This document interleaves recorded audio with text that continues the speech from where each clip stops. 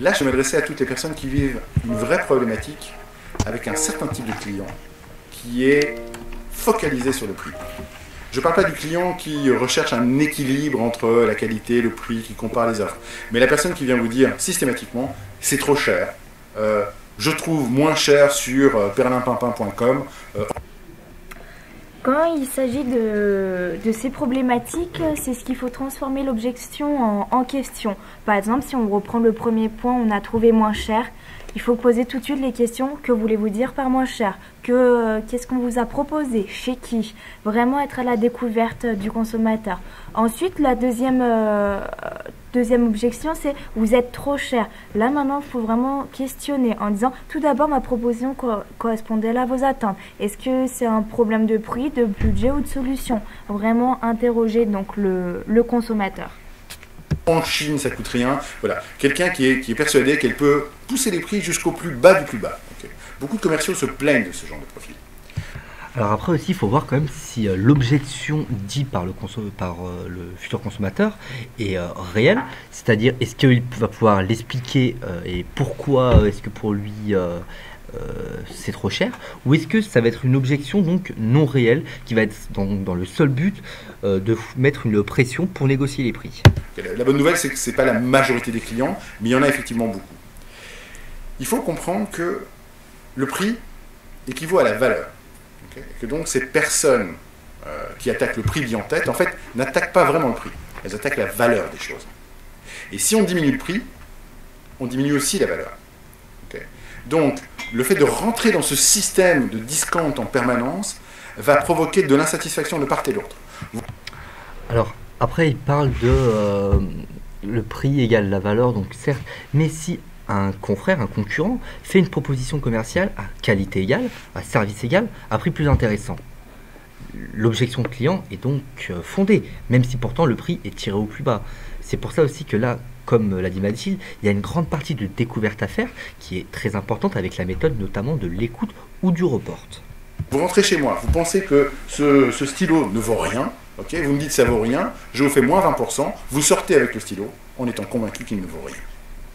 Et en plus, moi, en vous l'ayant vendu moins cher, je mets une pression constante sur tout mon outil de production. J'oblige mes ouvriers à travailler moins cher, j'oblige mes opérations à travailler moins cher, j'oblige mes outils à coûter moins cher, et en fin de compte, je délocalise ou j'achète du matériel de moins bonne qualité. Ce que je fais avec ce type de... Et avant tout aussi pour traiter et pour encore connaître le consommateur, on peut mettre en place des méthodes. Donc là, la méthode, tu cherches à comprendre, STRIAC, donc être à l'écoute, avoir donc une écoute attentive, chercher à comprendre, questionner, reformuler sous forme interrogative. Ensuite, il y a être d'accord sur l'objection. Être d'accord sur le fond de l'objection permet de la traiter correctement et de poursuivre l'entretien, mettre en confiance le consommateur. Par la suite, c'est donc permet d'en savoir plus, qu'est-ce qu'il y a d'autres réserves par rapport au consommateur, le prix ou le produit. Et ensuite, donc, il s'agit d'estimer ce que nous allons gagner. Si je vous réponds que faisons-nous, comme ça mais on avance et par la suite, donc c'est argumenter de manière à résoudre l'inquiétude, la réserve du client pour ensuite donc garder vraiment le contrôle de l'entretien. Client, bien, je choisis. Soit je ne les fais pas, parce que je ne suis pas une entreprise low cost et que ma vocation n'est pas à détruire la valeur de ce que je fais, mais à la construire. Donc je dis, si vous voulez acheter moins cher, il y a des maisons pour ça, vous pouvez aller sur Internet, vous trouverez. Ou alors, je pars d'un autre principe et j'essaie de lui réapprendre ce que c'est que de la valeur. Et pour ceci, je fais juste un petit dessin. Alors, après, ce qui est dommage, c'est qu'il choisit ses clients. Donc, si ils sont pris, il ne va pas y aller. Si ils sont ouverts, entre parenthèses, à de la qualité, il va y aller. Cependant, là, à aucun moment, il parle de questionnement ou de solution ou qu'est-ce qui peut mettre un frein au consommateur. Donc, c'est un peu compliqué parce que là, il est plein de suppositions, mais il n'a pas de réponse concrète et réelle. Je lui dis, ok, cher client, le prix, j'ai compris. Vous êtes obsédé par le prix. Ok, je comprends, ça peut arriver. Mais je ne suis pas une étiqueteuse. Mon métier n'est pas de produire du prix en permanence. Ce que je produis, c'est un certain rapport qui existe entre un prix, la qualité de ce que je vais vous vendre, et les services que derrière mon entreprise va vous apporter. Donc, ce que je vends se situe quelque part là-dedans. Oui, j'entends le prix, on va en parler. Mais Donc là, il fait une bonne méthode. Oui, le prix, j'entends. Donc, il écoute. J'ai pris en compte cette objection de prix. On va en parler, donc, reporte. Si on était dans un monde idéal et sans contrainte, si j'étais le Père Noël, si vous étiez un bisounours, eh bien, je voudrais vous vendre le prix le plus bas, avec la qualité extraordinaire et un service irréprochable. 24... Aussi, par rapport au prix, il y a un critère qui est important, c'est les raisons du client face au prix. Donc ça encore, c'est différentes questions. C'est pourquoi? C'est parce que ils ont un budget à respecter. Ils connaissent pas le produit, donc ils veulent pas mettre beaucoup. Le manque d'intérêt, l'absence de besoin, le manque d'argent. Donc c'est connaître aussi les raisons du client face au prix. 4h24. Mais vous n'êtes pas un bisounours et vous ne croyez plus au Père Noël. Et vous savez très bien que je ne peux pas vous offrir les 3. Alors, la bonne nouvelle, c'est que si je ne peux pas vous offrir les 3, je peux au moins vous en offrir 2 sur 3. Et on peut... Alors après aussi, il y a quelque chose, tout à l'heure, il parlait de remise. Mais il y a déjà 5 règles d'or à avoir dans une négociation. Donc tout d'abord, si on veut maintenir un bon taux de marge, il faut se donner des objectifs du départ élevés. Je m'explique. Si vous voulez vendre un produit à 20%, à 20 points de marge, dites un prix à un client à 30 points de marge. Ça vous laisse quand même 10%, 10 points à négocier avec le client. Ensuite, face à une demande de concession, il ne faut pas tout de suite dire oui d'accord monsieur le client, je vous la donne. Non, il faut argumenter. Et si on accorde cette concession, il faut quand même qu'il y ait une contrepartie de la part de ce client. Et si le vendeur, donc nous, on doit reculer, on doit le faire petit à petit, pas tout d'un coup. Et ensuite, plus ça avancera avec le client, plus on ira l'engager vers la conclusion finale. Envisagez ensemble lequel vous pouvez acheter. Imaginons, vous voulez une excellente qualité avec un tout petit prix, je peux vous l'offrir. Dutch Quality.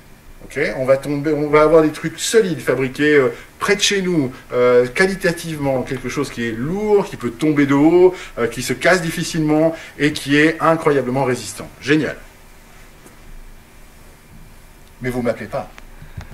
Comme je le disais tout à l'heure, il fait plein de suppositions. À aucun moment il fait une technique d'écoute enfin, il va pas poser la question, donc il va pas comprendre où est le besoin du client, donc il va pas pouvoir le reformuler et ni non plus isoler ce besoin. Donc forcément, il pourra pas arriver à répondre à l'attente du client ou à la frustration par rapport à son objection prix. Mes bureaux sont ouverts le jeudi de 11h à 11h37. Quelqu'un vous répond de temps en temps au téléphone et on ne livre pas, on ne répare pas, on ne se déplace pas, on ne vous répond pas par mail et de temps en temps, quand il y a un contentieux, une fois par mois, on tire au sort la personne qu'on va essayer de satisfaire. Pourquoi? Et parce que j'ai pas assez d'argent pour financer un bon service, puisque vous me demandez déjà la meilleure qualité de produit. Comment voulez-vous que j'y arrive? Je ne peux pas vivre. Alors si un bon service vous intéresse, je peux vous offrir un excellent service à un tout petit prix. Ça, c'est possible. 24 heures sur 24, 7 jours sur 7, on vous livre, on vous dépanne, on répare, on vous écoute. Nos livreurs sont beaux, ils sont musclés, et les personnes que vous avez au téléphone vont avoir une voix charmante et suave, et elles peuvent vous écouter pleurer pendant des heures et des heures. Et elles peuvent vous écouter pleurer pendant des heures et des heures parce qu'en fait, on vous vend quelque chose qui est très mauvais. Et vous allez pleurer, parce qu'on ne vous vend pas de la qualité. Pourquoi est-ce qu'on ne vous vend pas de la qualité? Parce que je ne peux pas en même temps financer tout le service que vous me demandez et financer la qualité que vous voulez. Après, le problème, c'est que là, il parle du prix, mais aussi, ce qu'il faut savoir, c'est quand est-ce qu'il a parlé de ce prix, et surtout, comment est-ce qu'il l'a présenté, quelle technique il a utilisée. C'est-à-dire, il aurait pu utiliser, par exemple, la technique du sandwich, donc présenter une ou plusieurs caractéristiques du produit, et donner un prix sans hésitation. Technique donc de minimiser, c'est-à-dire en le ramenant à une dépense quotidienne, journalière, annuelle, mensuelle. La technique de la dépouille, donc c'est-à-dire réduire le montant de l'offre en dépouillant tout ce qu'il y a de superflu pour le client et ne lui vendre que ce dont il a besoin en tenant compte de l'équation donc rapport qualité-prix. La technique de sortir du cadre, c'est-à-dire faire preuve d'imagination et vendre le résultat, le prix tel donc qu'il est perçu. Pas assez d'argent pour ça. Ou alors, vous voulez une excellente qualité et un excellent service? Superbe. La bonne nouvelle, c'est ça que je vends. Mais je ne peux pas vous mettre le prix. Et ça s'appelle redonner valeur à son produit, valeur à son offre. Un commercial est là pour valoriser les produits qu'il vend, pas pour en détruire la valeur. Toucher au prix, c'est toucher à la valeur perçue. de vos produits et de vos services.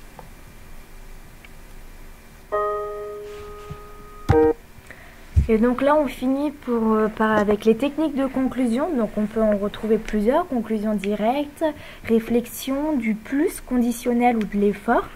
Donc selon, quand on a établi toutes les méthodes pour connaître les attentes, les caractéristiques, les raisons par rapport au prix, au niveau le prix face au client, on va établir une conclusion. Et s'il veut absolument rester sur le prix le plus bas, le plus important c'est de faire une conclusion écrite, qui est un accord signé des deux parties, comme quoi si vous souhaitez avoir un prix bas avec une qualité qui est pas forcément haute, et que ça veut dire qu'on n'a pas un service après-vente de qualité, que ça soit écrit donc sur papier avec un accord signé des deux parties. Dans le groupe, nous avions Tess, Myriam, Mathilde, Jordan.